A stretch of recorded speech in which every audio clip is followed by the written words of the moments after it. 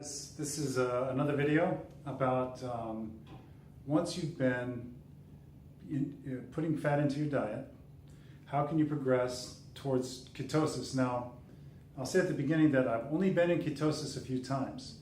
And getting into ketosis is very tricky because especially if you're around a lot of people, they're going to ask you to eat. And we have our old habits of eating. So you'll know you're in ketosis because it really is wonderful. One of the things that happened to me, for example, when I was in ketosis was I had a surgery. And when I was in the recovery room at the surgery, my resting heart rate was so low, and I would actually push it low, that I actually turned off the medical alarm at the hospital, which the alarm went off when my resting heart rate went below 51 beats per minute. So 3 times in the recovery room, my heart rate was about 55 beats per minute. I actually pushed it down to 49 and 50, and it would set off the alarm, and the nurse would come over and look at me. By the way, yes, Dorian's asking about the necklace. You like that? Yeah. Anyway, so it's very good. Your blood pressure, my blood pressure went from 140 over 110. Now my blood pressure is around 120 over 70, 110 over 70 typically. So being in ketosis is wonderful, but I don't think that's the name of the game.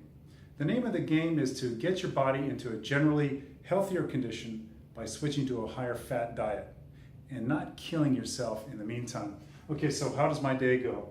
In the morning, I have my coffee. Now, I know that, especially in the beginning, you might want to add like cream to your coffee, or coconut oil, or MCT oil, or anything that's going to give you that energy boost to keep your body fueling. Now, you'll notice that once you start getting into fat burning and you start really feeling how you feel, you'll wake up many mornings and say, well, I'm actually, I feel like I should be eating, but I'm not really hungry. So if that's the case, go with it. Have some lemon water and go along with it, and try not to eat anything till maybe 3 in the afternoon. Now, I kind of fell into a sort of intermittent fasting because I found that it works with this diet very well. So I usually eat between about 3 and 6 p.m. and I eat for 1 or 2 hours. And what do I mean? Well, usually what I'll first have is a huge salad. So I take a sort of like a Russian summer salad where I take a cucumber, bell peppers, and a ton of tomatoes. And I might add some sour cream and salt and pepper. Or you can do the old traditional vinegar and oil, or like steamed broccoli and put some cheese on top. But I make a big salad, and I eat until, actually the old Roman way, I eat until I feel thirsty. In other words, I eat a huge salad, so I'm completely satisfied. Then what I'll do a bit later is I have some protein. Now, this is an important issue because a lot of people compare this to like an Atkins diet, but what happens to your body is when your body's craving carbs, it can convert proteins into sugars. And once you've been eating this way for a while, you notice that will happen because if you eat a bunch of protein, you'll suddenly get the shakes like you've just eaten a bunch of cookies. So you'll know that your body is turning that protein into sugar. And what I found for my weight at about 90 kilos is that I only need about 5 boiled eggs worth of protein a day to maintain my health. So you don't need an incredible amount of protein. A little piece of steak, a small piece of fish, that's all you really need. You don't need an enormous amount of protein for your body to function. So then I'll have some protein, and then after that I take my fat shakes, I have my lard and bone broth and these sort of things. Now, a few of the things that you should be aware of. One, I mentioned the protein turning to carbs. And you'll know that, especially once you really lose the weight. What I found for me is when I eat carbs, I feel my face gets puffy the next day. So I'll kind of wake up and you shake your face around and you feel that extra water weight has been put onto your face, and you know you've had the carbs, and the protein has converted to carbs. Another one is you'll get in trouble by overthinking. One, there's a wonderful man online, Dr. Eric Berg. Now, Eric Berg, I'll put these down in the description.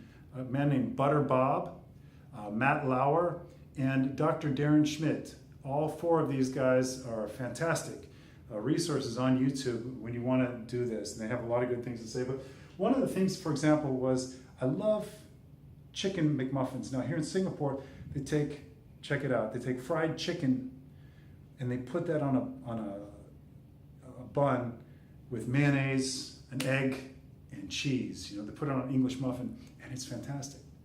And I thought to myself, well, how am I going to live without this? Well, one of the things that helps me get through this is I tell myself, say, look, Dave, try this for a month. The Chicken McMuffin will still be there in a month.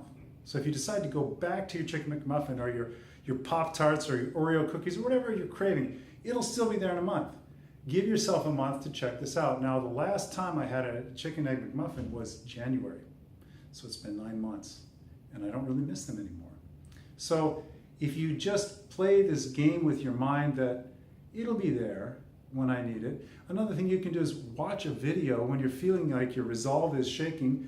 Watch a video from Butter Bob. Butter Bob is one of the best natural teachers you'll ever find on YouTube, and he has great things to say about this process. The other one you want to do is make sure that if you're in ketosis, that you slow down a little bit, because the speed at which your body derives energy from fat is very different from the speed at which it derives energy from carbs. So you're going to have to walk a little slower, talk a little slower, and if you run out of energy and you feel like carving up, just stop for a minute and sit down in a quiet place and rest for about 10 minutes. You know, just rest, and you find your energy levels will come back up. So this is how when I'm really following this. Now, I've been going through some therapy lately, and I've got an injured foot. So I've been eating more carbs than usual. But the nice thing for my thinking about this diet is that this is pretty much how I eat now. I'm not afraid of eating a lot of fats. I'm not afraid of eating tallow and ghee and butter and lard. And Christine, you made a very good point about the all-natural foods. One of the things that happens with this diet is your liver becomes more sensitive. And you will actually start to taste the toxins if the food is not prepared correctly. Like, in fact, in July, I went to KFC for the last time in my life. Well, last time in the foreseeable future.